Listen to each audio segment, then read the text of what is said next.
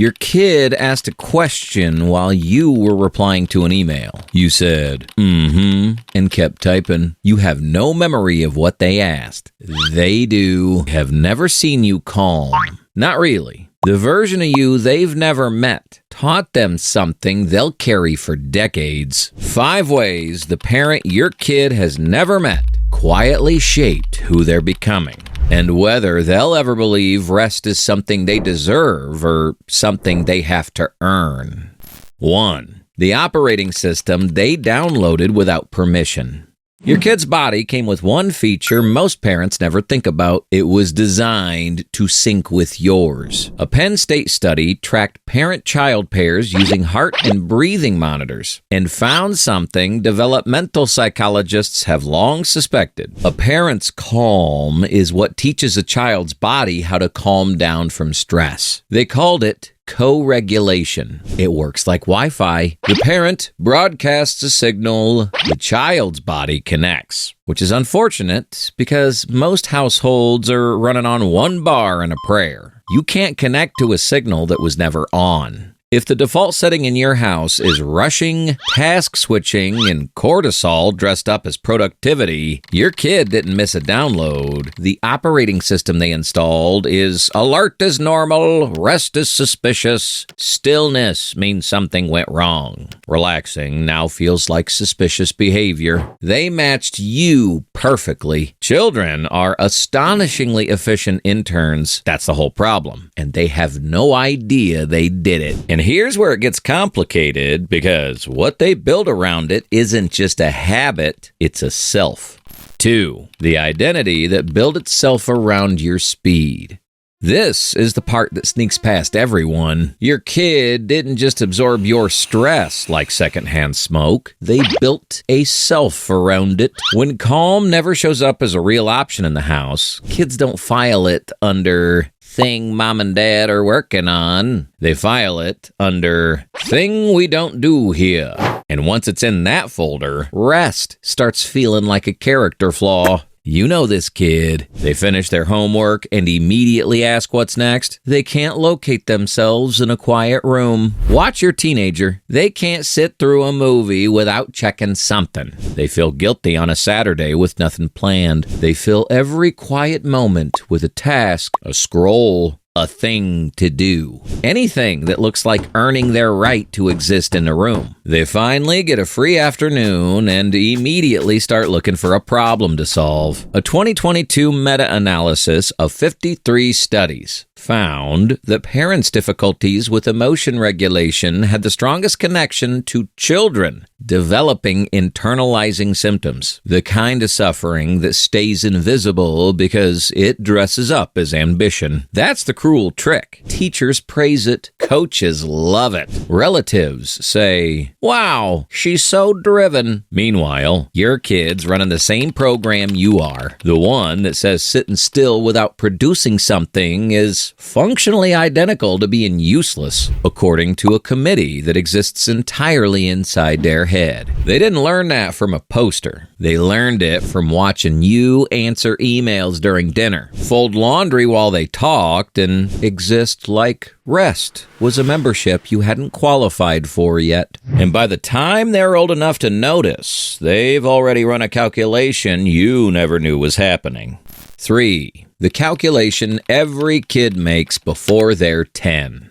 Here's where this crosses from a habit into something that sticks to their identity. A kid who grows up watching a parent perpetually doing, managing, fixing, optimizing runs one calculation. How often do I get full, undivided attention? The number is lower than you'd guess. So they adapt. They stop bringing you the long stories. They stop asking for help with the thing they could probably figure out alone. They trim themselves to fit your bandwidth. And the most damaging part? They start thinking this is reasonable. They start believing that needing someone's full presence is asking too much. from anyone, ever. That belief follows them into friendships where they never bring the heavy stuff, into relationships where they swallow what they actually want because everyone's stressed, into jobs where they volunteer for everything and ask for nothing and call it work ethic when it's actually the leftovers of a childhood where being low maintenance was the closest thing to being loved. A title awarded by exhausted adults and accepted by children with catastrophic enthusiasm. They learned, sitting across from you at the kitchen table while you scrolled and stirred and sighed, that presence is a limited resource, and they were never at the top of the list. They figured this out before they were old enough to explain it. A 7-year-old doesn't have the vocabulary for emotional availability, but they have the math. Tiny accountants of emotional availability. They know whether your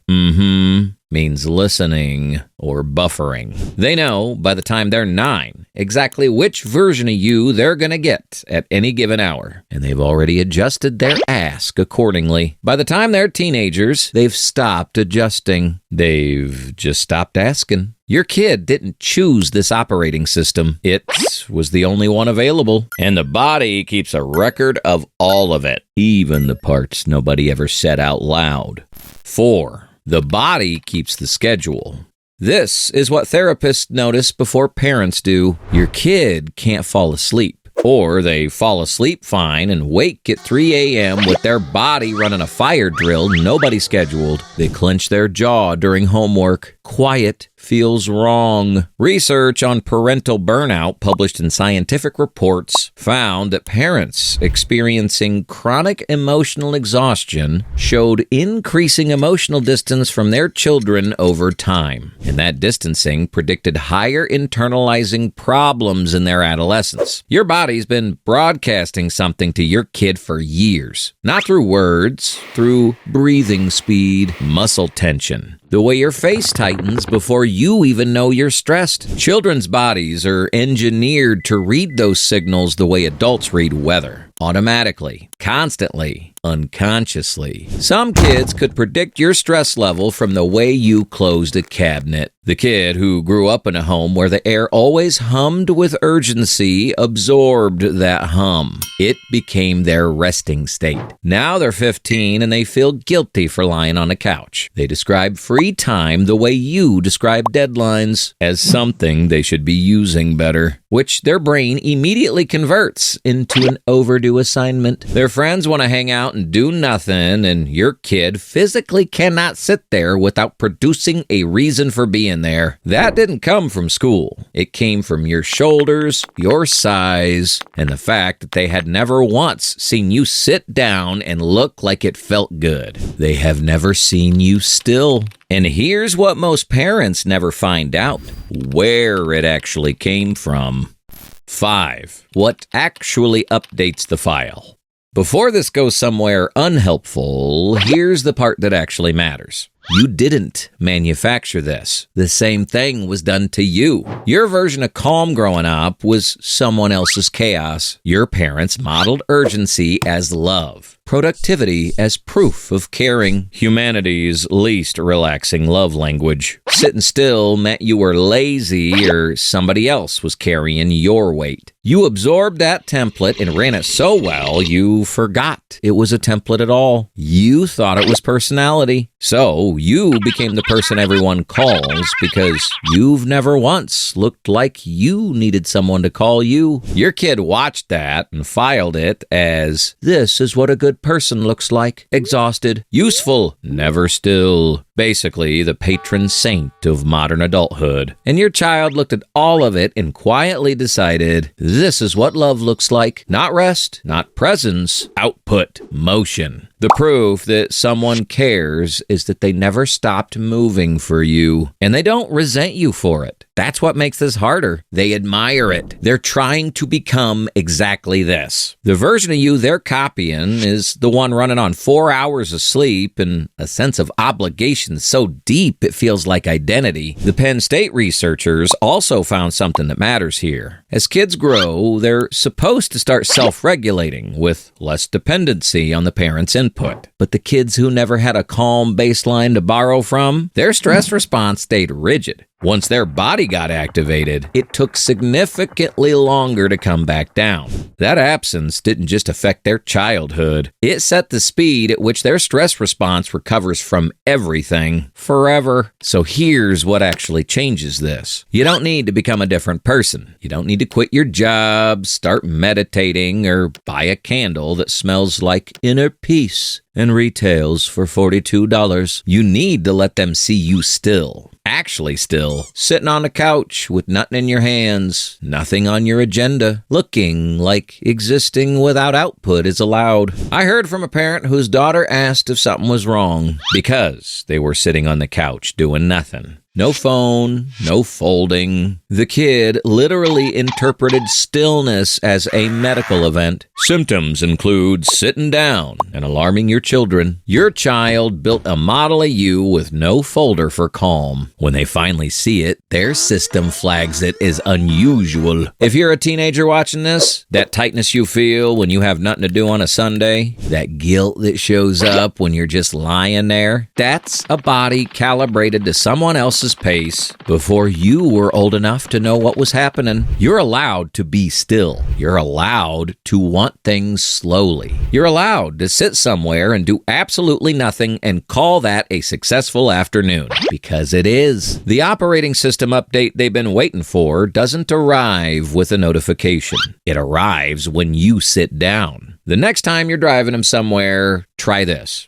Don't fill the silence. Don't narrate tomorrow's schedule. Don't use the red light to check something on your phone. Just drive. Let them hear you breathe at a speed that doesn't sound like you're training for something. They probably won't say anything. They might glance at you sideways, confused, like the screen froze and they're waiting for you to reboot. Let them sit with it. That confusion is the beginning of something. It means their file's trying to update and it found data it didn't have before. Because the kid who never met the calm version of their parent doesn't grow up wondering why you were always busy. They grow up wondering whether they're the reason. And the moment you sit down, really sit down, with nothing in your hands, nothing on your face, except the kind of ease they've never associated you with, that question gets answered. Most parents driving themselves into the ground don't feel uncomfortable about it. They feel productive. You stopped. You paused. That already changed something. If this made you realize your kid might be running your operating system, watch. This is how kids learn they're only tolerated next. That video explains why the most self-sufficient kid in the house is often the one quietly breaking.